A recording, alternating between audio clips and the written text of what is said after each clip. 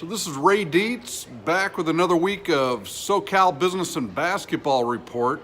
Tonight we're at Calabasas High School where the Sierra Canyon against Corona Centennial game was held. It was moved here at the last minute. It was going to be held at Sierra Canyon, but they changed it because the crowd was going to be too big for the Sierra Canyon gym. We're in pool play. Traditionally, it's single elimination in the open division. This year, they've taken the top 8 teams in the southern section and they've divided them into 2 pools, Pool A and Pool B. So in one pool, we've had Sierra Canyon go through, and they were 2-0 coming into the game tonight. The top team from each pool after 3 games will play each other next week at Cal Lutheran for the Open Division Championship. And Sierra Canyon did prevail tonight over Corona Centennial. It wasn't much of a game, to be honest with you. And so they'll be in the finals next week. And in the other pool, we had Bishop Montgomery. They actually won earlier against Rancho Christian in an upset. And then they won tonight against Etiwanda. So Bishop Montgomery will face Sierra Canyon in the finals next week for the Southern Section Open Division Championship. So we've spoken about the area here previously. The San Fernando Valley, we're here in the, moving toward the western side of the San Fernando Valley. And traditionally, there's aerospace businesses, small manufacturers, that type of thing. Sierra Canyon is in the Chatsworth area. So you're getting close to Porter Ranch there, where there's some families. You can see from the episode we had here last year, we talk about the whole history, but so I'm not going to get too in depth. But today there's a little more of the family atmosphere around Porter Ranch.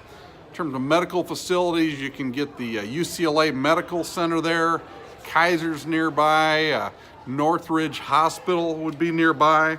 So it's gone through some changes when when Boeing and some of those aerospace manufacturers moved out. You had some tough times there for a while, and it was actually known for quite a bit as a pornography production area. And but I think the residential side of things has emerged, especially around Porter Ranch, and it's become a pretty nice area. Not too far from here is the Ronald Reagan Museum in Simi Valley. A long time ago, there were a lot of firemen, policemen that moved to Simi Valley because there were affordable houses, and it became a very safe area and a very nice community not far from here.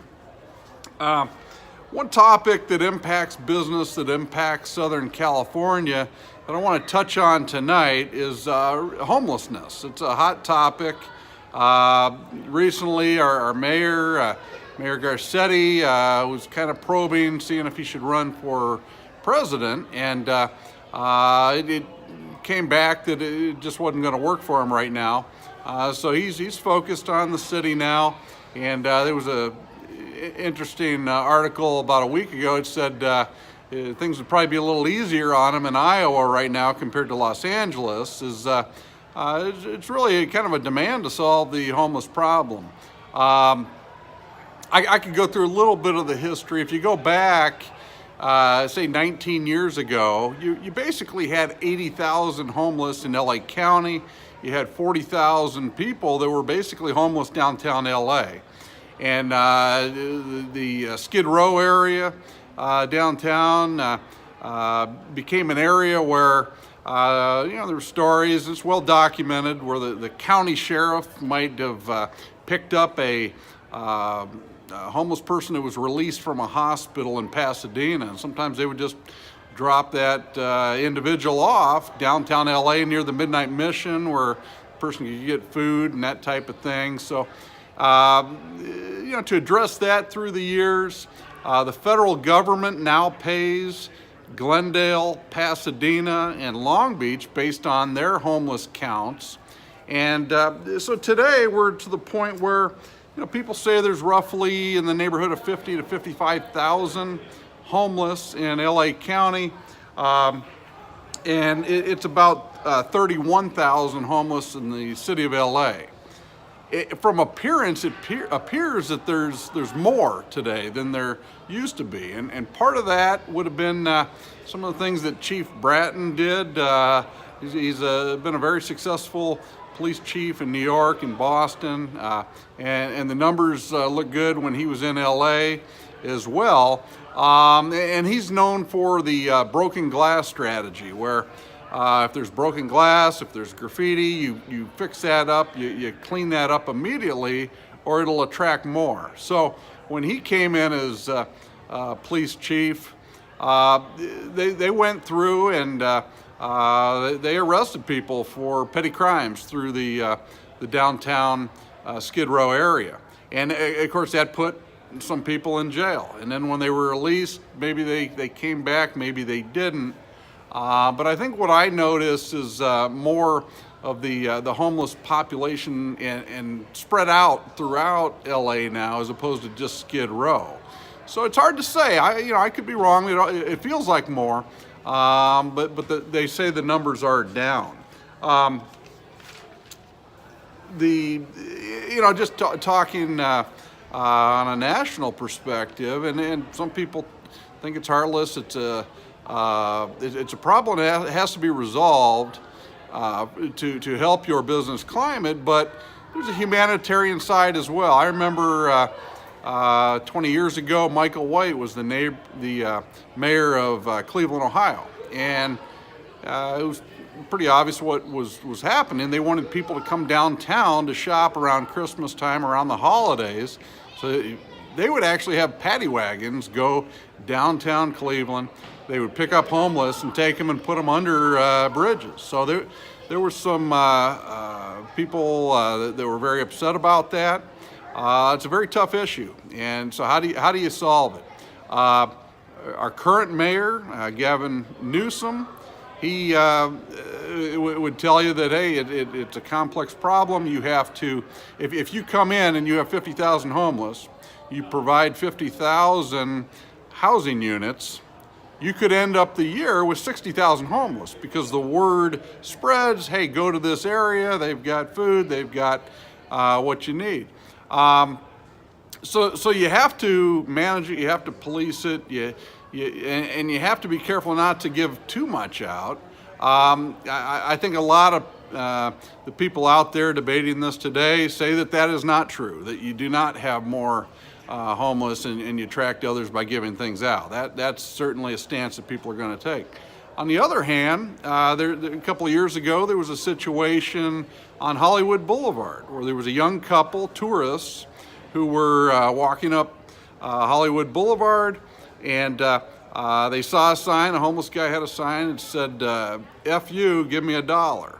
They thought it was hilarious, and they tried to get a picture. They wanted to get a picture next to the homeless guy with that sign, and the girlfriend took the picture as the boyfriend stood next to the sign. And when they were done taking the picture, the homeless fella, he said, "Hey, well, give me $1." And the guy said, "No." And the homeless guy and his friend proceeded to slam the guy up against a wall and then stabbed and killed the guy. So, playing amateur psychologist, I read up on it and talked to people around the situation, but I think the homeless guy, he felt like he gave something. He gave a picture up, and in his mind, and a lot of times, not always, but a number of homeless people do have some imbalances, some mental issues. He thought he was owed something, and when he didn't get what he thought he deserved, he responded, and in that situation, he just couldn't control himself. And so it's a difficult topic. I don't have all the answers, but I do think that there are a certain number of people that don't want help. And I think that it's to where you've got zero is not going to be the answer for homelessness. And it's more of a human condition as opposed to a veteran issue or a mental health issue, that type of thing. And I think a different way you can look at it, the Starbucks company, they looked at where they got all their coffee beans, the best coffee beans they had. And they wanted to help out in those communities. So they went to some villages and they decided, hey, people were living in huts in these villages, and they built them housing.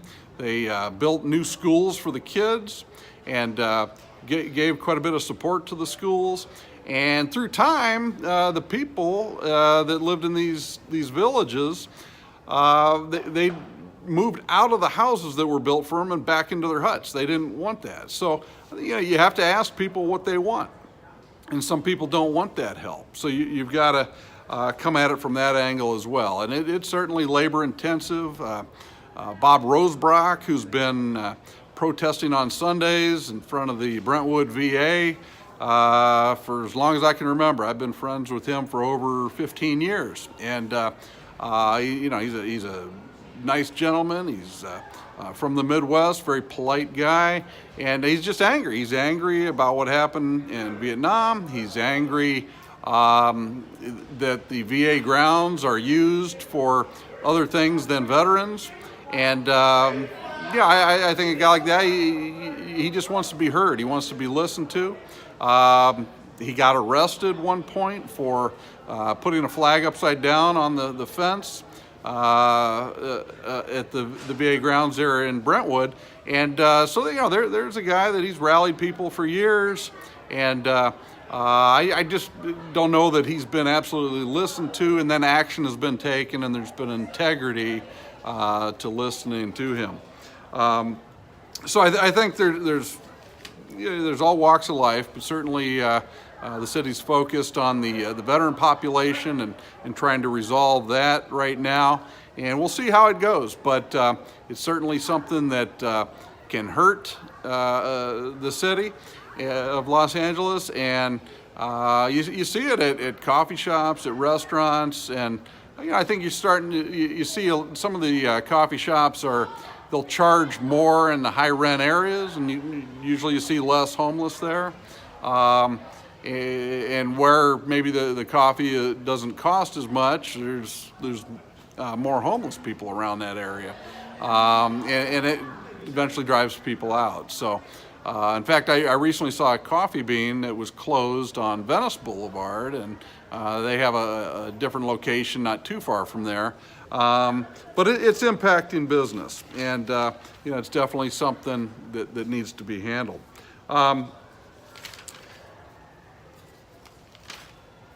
From here, I mentioned next week we're going to be we're actually going to be out there at Cal Baptist in Riverside. It'll be the finals for the Open Division. There'll be some other games, and that's pretty much it for the week here. I wanted to hit on the homeless situation.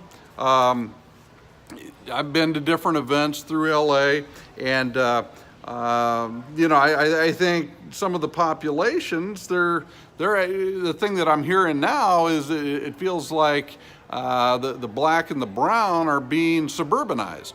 So you're seeing places like Moreno Valley, where people just are being pushed out of, say, South Central, and are moving to places like that. Palmdale, Lancaster. I talked to someone about a situation where their grandmother lived in the Palmdale area, and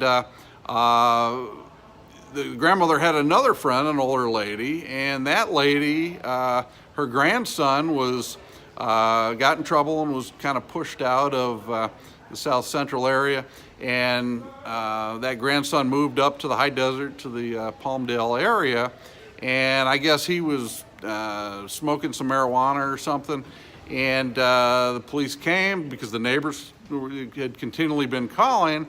So then the grandmother and the kid were kicked out of the housing. So where do you go from there? And so I can tell you, I do work with a lot of senior citizens and with their Medicare, with their investments, that type of thing. And you don't talk to too many people at Medicare age that have a lengthy criminal past, that were drug dealers or prostitutes, that type of thing. So the truth is, a lot of these people just don't make it to that age.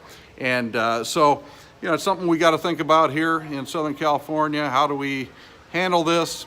You can't just keep pushing people around and expect problems to go away. It's going to pop up in another way. And through time, I hope to bring some of the answers to these problems. So thanks for joining us this week out here in Calabasas. Sierra Canyon looks awfully strong with their team, and they're trying to win another state championship. They won last year. Maybe it was a good thing they lost to Rancho Christian a couple of weeks ago. It got their attention, and they had a number of dunks tonight. The weakness, I thought, could be a little bit of outside shooting. They didn't need it tonight, and we'll see if they need it next week. So thanks for joining us once again, and we'll see you soon.